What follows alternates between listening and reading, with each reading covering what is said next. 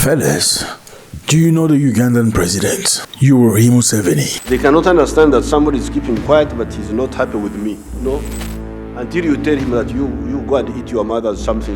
That's when you. Count. That's two.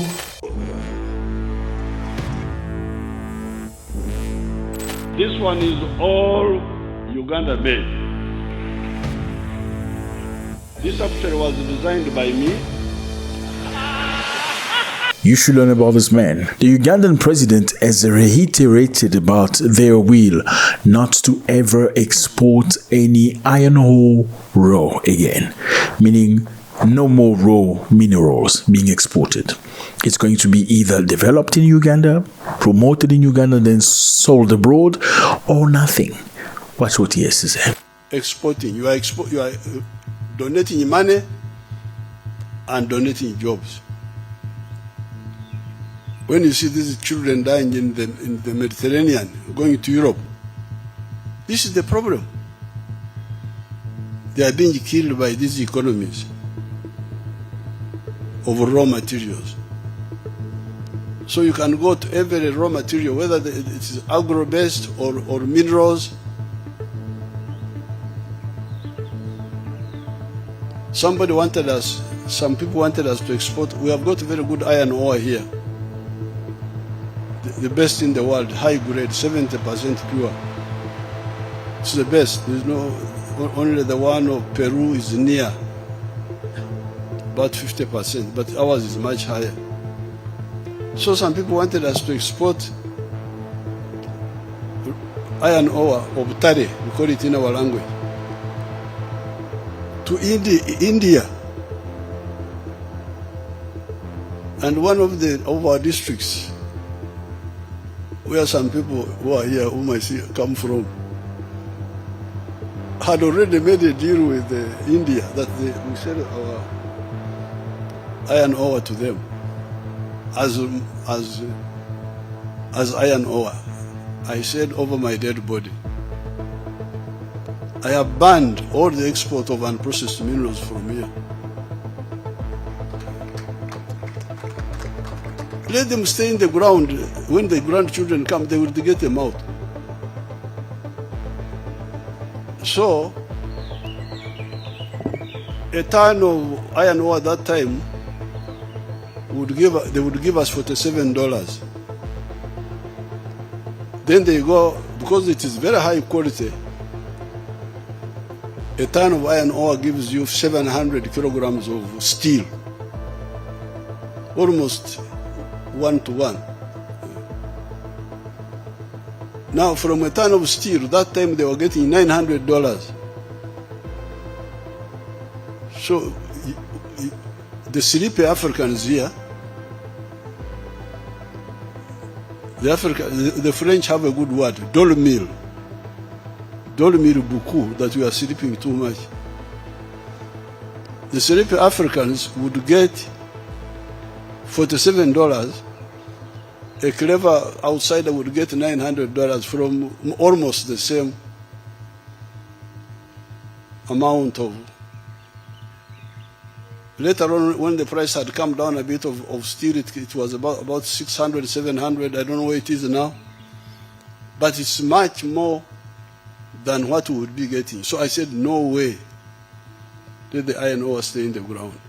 What you need to understand here is this: Africa is very rich. Okay, Africa's got gold, diamond, lithium, you name it. But the problem with most African nations is they want to export raw material to foreign nations instead of building processing plants in Africa. Africans want to export raw material. They just want you to give them money. I mean, just give us money. You can take the raw material. Instead of thinking about constructing processing plant in Africa. By constructing processing plant in Africa, you are giving Africans the power. Let me give you a stupid example. Some countries in Africa, Ghana and Cote d'Ivoire, export cocoa raw to Netherlands, France, Belgium. Now, Netherlands, France, Belgium will sell to Cote d'Ivoire and Ghana chocolate at a very high price. So the cocoa was bought at a very cheap price, stupid price, just for them to sell you back chocolate at a very high price. Now, translate that to gold, diamond, lithium, uranium, and you name it. Watch. Because then you would be losing jobs, losing money. So raw materials are a curse. I don't know what this forum has, what position they have taken on it, but really that is a real curse. Now, sometimes when Africans wake up a bit, they concentrate on import substitution. But that's not good enough because the internal market is not big enough. We must, yes, do import substitution, but also engage in export promotion because the export markets are bigger than the internal market. That's also another area to look at. Now, the other bottleneck are the small economies, the balkanization of Africa into these small markets. Because when people really wake up, you will soon find that the internal market is not enough. In Uganda, when these Ugandans got some stability and woke up, in very short time, they found that everything was in surplus. The internal market was not enough. The milk production, 86 were producing 200 million liters a year. We are now producing 5.3 billion liters of milk a year. But the Ugandans consume only 800 million liters. So more than 4 billion liters of milk is surplus. The internal market is not enough. Maize, cement, steel, all those products, tires and so on, industrial and even agricultural. The internal market is not enough. So that's why the regional market becomes very crucial. Okay, so let's get back to Uganda. Uganda is endowed with a variety of minerals, resources, including significant deposits of iron ore, copper, gold, marble. Iron ore in particular has been identified as a key resource that could help fuel the country's industrialization. If you don't know this president, he's a tough man, okay? He's a tough man. He doesn't play. The bottom line, listen to what he said, okay? This is him again. One of them is what they call oral sex. The mouth is for eating. The mouth is for eating. Okuria, cham. The mouth is for eating, not for sex.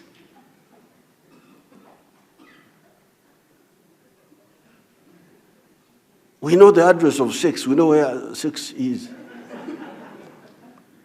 So he's very African, he's traditional, and he's funny from time to time. So he said it officially. Uganda will no more export iron ore for free. Okay, not the raw material anymore, because they have some of the best iron ore in the world.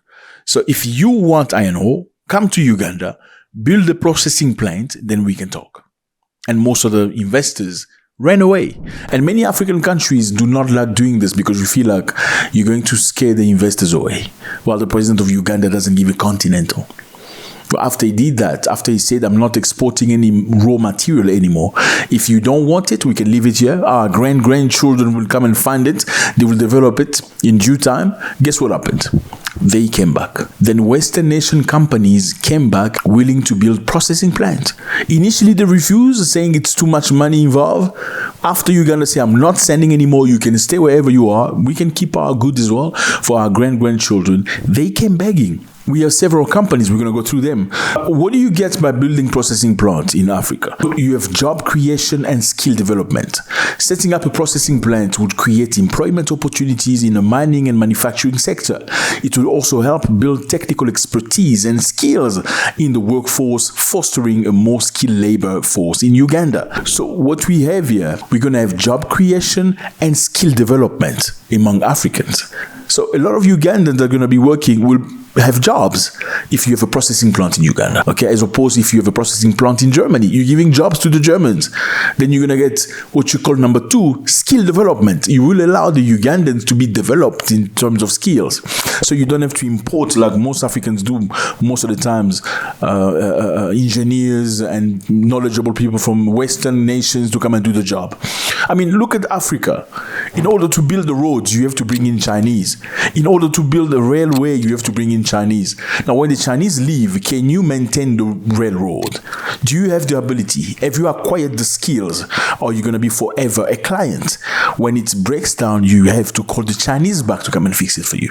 Now, the first way you go about is to get the processing plant in the continent. Now, companies have come back since the president said, no more, I'm not sending raw materials anymore. Many companies have come back to install a processing plant in Uganda. Steam Investment Ltd is developing a $1.5 billion iron ore processing plant in Rubanda district in Uganda.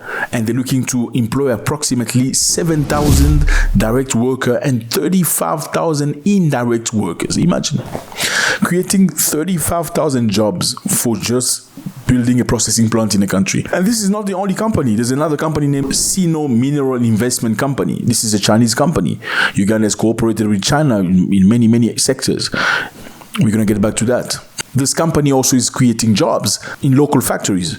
In fact, Uganda, with the president, have come up with a plan. Okay, so many years ago, leaving Kampala, going to the airport, which is Entebbe. Look at the distance, Kampala to Entebbe. I don't know how many kilometers it is. Just put it. It was mayhem. It was very difficult. Traffic jam, the quality of the road was really, really bad. It was sand road. You can just imagine what it looked like when it rained. It was bad. Now, the Ugandan government made an agreement with the Chinese government to build the road. You build the road, then you put pay point, toll gate on the road for people going from Kampala to Entebbe. Now, how is Uganda reimbursing? The money that is being generated from the toll gate, a portion of it is going to China, okay, until they pay their debt, which is a couple of billions of dollars. So, I mean, initially it looks like you're giving money to the Chinese, but in the long run, when you pay their debt, because it's automatically paid, you're not paying money from the government's money, then the road is yours. That is the plan that the president of Uganda has done. President of Uganda, Yoweri Museveni, supported the law through parliament. This law prohibited men to lack other, you know what I'm saying. So yeah, it's forbidden in Uganda. Community leaders, religious leaders, and came together. They say, no, we don't want this. We want to pass a law. We don't want to authorize this in this country. Okay, so if you do that in public, you're going to be arrested. Right? You can do it in your bedroom when nobody's watching you in your privacy. But if you come in the street doing that, we're going to arrest you. Now, America was very angry about that. And that is when Joe Biden decided to cut aid from the Ugandan. With the Europeans recently, we passed a law which was discouraging homosexuality here. Then Mr. Biden removed us from the AGOA list. He chased us. That was one. Number two, the World Bank stopped giving us loans. But our economy grew by 6%. Joe Biden decided to cut aid from Uganda and also kick them off AGOA. AGOA is African Growth Opportunity Act, which allows many African nations to export whatever they have to America without having to pay any excessive tax or tariffs. Now, Biden said to Uganda, you better let men do other men. If you don't do that, then we're gonna... Yeah, so unfortunately, Uganda has its own laws, its own rules. I mean, if you compare that to Dubai or Saudi Arabia, you're not allowed to do such things in Saudi Arabia. But never you're going to see America put pressure on Saudi Arabia, because Saudi Arabia is a powerful country. They have oil that America needs for influence.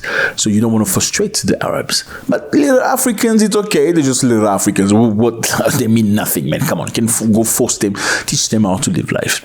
I mean, Africans love, some of them at least, love to have many wives, so first wife, second wife, and the wife have no problem with it in many instances. I mean, the one that are not necessarily very westernized, I have no issue with it. You know, whether it's traditional communities, some Muslim community, they lack that. But can you go with 2 wives in America saying they're your official wife? No, you might be arrested because it's against the law. Now, has anybody fought America over that? No. Has anybody say America is not democratic because they don't allow men to have 3 or 4 wives, even though it's their choice, their body, their choice? You don't like that. You know what I mean? So shouldn't we be respecting other people's culture because they choose to do something, because it's their people, it's their culture? I mean, who are we to judge them? In Saudi Arabia, you can't walk down the street with shorts or holding hand with the person you're not married to. It's part of the law. You won't go to Saudi Arabia and tell them you need to do that. Well, the Ugandan president said, since you cutting off your stuff, you refusing to give us aid, it's fine. We're going to find our own ways. And guess what?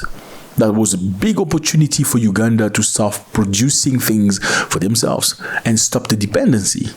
You know, sometimes getting help is actually bad for you because it disables the person the ability to find his own ways and his own solutions. Sometimes you need to be left alone. I'm a firm believer of that. Sometimes you don't help people not because you hate them. Sometimes you don't help people because you want to give them the ability to find out that they're by themselves so they can help themselves. You know, helping people too much is, look at how many African nations today are struggling because Trump said, I'm cutting off aid. Because you've been professional beggars for so many years. You've built economy based on help and aid. You've built businesses and jobs based on aid. Who does that? You know, after World War II, France needed help. Italy needed help. Irish people needed help. They got help from the international community, financial help to rebuild. Okay, do they still need help today? No, they don't, because they took time to rebuild themselves. They took time to learn that we need to be self-sufficient so we don't depend on other people. It's only Africans that only want to beg, wanting to beg. Matter of fact, when Americans kicked Uganda off AGOA, and when they were angry at them because of their law, the very same day, the president of Uganda challenged them by taking an aeroplane. He flew all the way to Russia, you know, at the midst of the problem, when they were still in that big wave. America was angry at Russia for going into Ukraine. He took a flight to Russia. He said, no, I just went to Russia to say hi to Vladimir Putin, to show you that I don't care. You can keep me off AGOA, or you can kick me off whatever. We're going to survive. Uganda is doing okay. And this is not limited to Uganda, fellas. Zimbabwe has done a tremendous job as well. They had implemented a ban on export on raw lithium. Zimbabwe has a lot of lithium. For those of you who don't know, lithium is very necessary for batteries, for cell phones, for electric cars, and all that stuff. Zimbabwe has a lot of lithium. British people trying to come to Zimbabwe in spite of all the sanctions that they're going through, saying, listen, we want access to your lithium. The Zimbabwean government say, oh, before you access the lithium, you sanctioned us, right? How about you remove the sanctions so we can be transparent? Why do you want to come get lithium with the sanctions on? How about we just show the world that the sanctions are over because now we have lithium? That's what they were told. Then they say, okay, if you want lithium, come build a lithium processing plant in Uganda. They refused. I say, okay, bye-bye. You can go. Because then it's okay. The Zimbabwean government's primary motivation behind this is to promote a beneficiation of lithium within Zimbabwe. By processing lithium domestically, the government aims to add value to its mineral resources, creating jobs and retain more revenue from the strategic mineral, which is crucial for electric vehicle batteries and clean energy technology. So Africans are waking up. Unfortunately, Cameroon in this instance is behind. Cameroon exports a lot of timber, okay? They send timber overseas, send timber to Europe. They send timber to Dubai. Then Dubai make furniture for them and send furniture to Cameroon to buy. You have timber, naturally. You send it as raw material to Dubai. Dubai makes you furniture. Then they send you high-priced furniture at $2,500 or more. $10,000 and you buy. Crazy stuff. Ghana and Cote d'Ivoire send cocoa to these countries. It's crazy stuff. Let me know how you feel about this. It was a great pleasure. God bless.